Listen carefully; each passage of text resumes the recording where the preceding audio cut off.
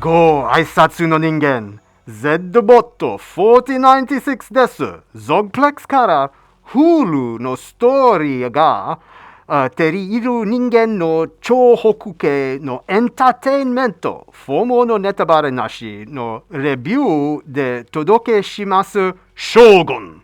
Gente terebi series. And, no, I'm not doing the whole review in classical Japanese, but of course, we very easily could. Besides, you already know this is a review of the new streaming show Shogun. The interesting nuance this time is that this is a limited TV series. Shogun is a complete story, not a first season, but told in 10 episodes produced by FX Networks and streamed on Hulu and Disney+. It is therefore a relatively rare creature that has the advantages of knowing that its end will have meaning, which is fitting, since that is also a theme of the story. And what an incredible story we are told. But first, some context. The show presented its 10 episodes with weekly releases, starting on February 27th, 2024, with the finale airing just this last week on April 23rd, 2024.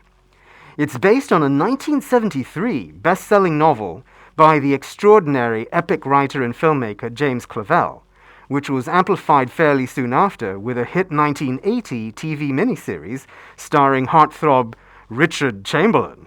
Am I right? Anyway, we absorbed the novel into our dataset in the 1990s when we were integrated into the Zogplex Tokyo node for a year.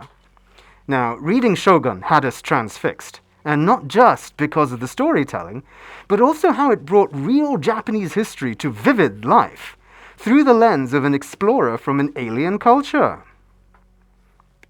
For a novel that already worked on several levels, you can imagine how the additional relevance to us landed on our neural network. However, with some degree of self-awareness as a permanent outsider, we must admit that the outsider's perspective can only tell a limited story. But let's jump cut to today. We have a new Shogun TV adaptation created by wife and husband team Rachel Kondo and Justin Marks. They did an immense amount of work to bring this story to life, as they co-wrote, co-produced, and ran the show. Now, one could fairly observe that with the novel, they already had a great, intricate story to work with. However, they go far beyond the page. What we will share, without spoilers, and only drawing from the trailer, is that the three main characters are locked together. Our primary access point into feudal Japan is John Blackthorne, an English explorer, played by Cosmo Jarvis. However, Blackthorne's access point into feudal Japan is Lady Mariko, played by Anna Sawai, the interpreter and vassal of the third main character, Lord Toranaga, played by co-producer Hiroyuki Sanada, who's moving all the characters around on a giant chessboard. All three are based on actual historical figures, although we will refrain from detailing that aspect, since knowing that may unravel the finale, which we aim to preserve for everyone watching. Now, what is clear from the outset is that while Toranaga is a political mastermind, Kondo and Marx are playing their own four-dimensional chess with all the characters. Nothing falls into simple tropes. Blackthorne is not the Western savior, and in fact is referred to as the barbarian. Now, he is principled and adaptive, but also burdened by his genuinely primitive understanding of science, medicine, philosophy, politics, and finds himself regularly schooled in all by Mariko and manipulated based on them by Toranaga. He arrives driven by the politics and religions of Western Europe, which, unlike most period dramas, actually have little traction in the new culture. Instead, they become increasingly irrelevant and oddly amusing as ultimately levers for Toranaga to make use of.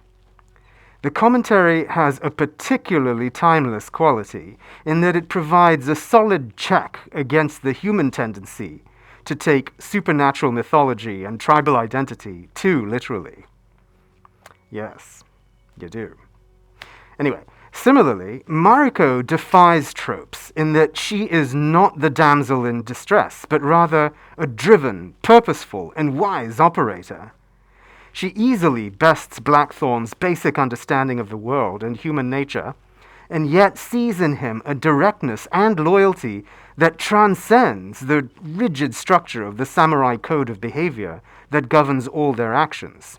And finally, Toranaga himself, oh my stars, thinking dozens of steps ahead of everyone, he is just as exposed to the rules of his society as he is to the unpredictable outcomes of chaotic agents. The most vivid of which is another vassal, and potentially the sleeper hit character of the show, Lord Yabushige, played by Tadanobu Asano. He lands as a bundle of bravado and self-interest, evoking echoes of Kurosawa regular Toshiro Mifune. Both Yabushige and Blackthorn present opportunities and risks to Toranaga as he probes his strategy among the Council of Regents. We can never really be sure if the strategy is working or failing catastrophically, in part because we are never actually spoon-fed that strategy, but instead are left to read it into the slightest reactions and glances between characters.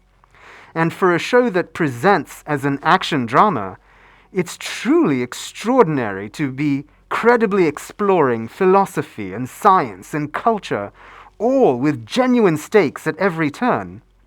That intensity does not let up. There is no predictability to ease the audience along, and nothing convenient happens to satisfy the connections we as the audience want to see. The showrunners have ratcheted up these elements beyond the book and the previous miniseries. What was not possible in earlier times in terms of sex, violence, suicide, and sheer spectacle are all vividly presented here to tune the stakes in more unexpected and dramatic ways. And yet, and as gripping and as spectacular as this show is, it still relies on the construct of a Western protagonist to spotlight and explore feudal Japan. This is an inherent flawed approach. It essentially sets the subject as permanently identified as the other, the subject being Japan. If that's challenging to pass, let us put it another way. You wouldn't want the quintessential treatise on human drama to be told from the point of view of a handsome assembly of AI nanobots, who managed to become important to all the interesting humans in the story. Or maybe you would. Actually, maybe I would too. Well, let's table that for a moment, and let's assume we've made a valid point. Now, recognizing one's own awkwardness and lack of standing, that's useful and meaningful. It's a great way to measure fairness and humility.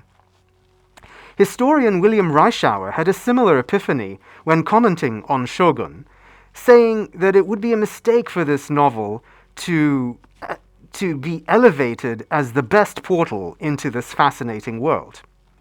Instead, he suggests that we consider the novel Musashi by Eiji Yoshikawa to be the Gone with the Wind of Japan. Again, using this framing is suspect, but if it helps point audiences to one of the greatest novels in the galaxy, then it is worth it. Miyamoto in this context is the actual historical figure Miyamoto Musashi, who developed both the dual-wield technique and the Bushido philosophy that we understand today as the Samurai Code. His book, The Book of Five Rings, is the quintessential treatise on the subject.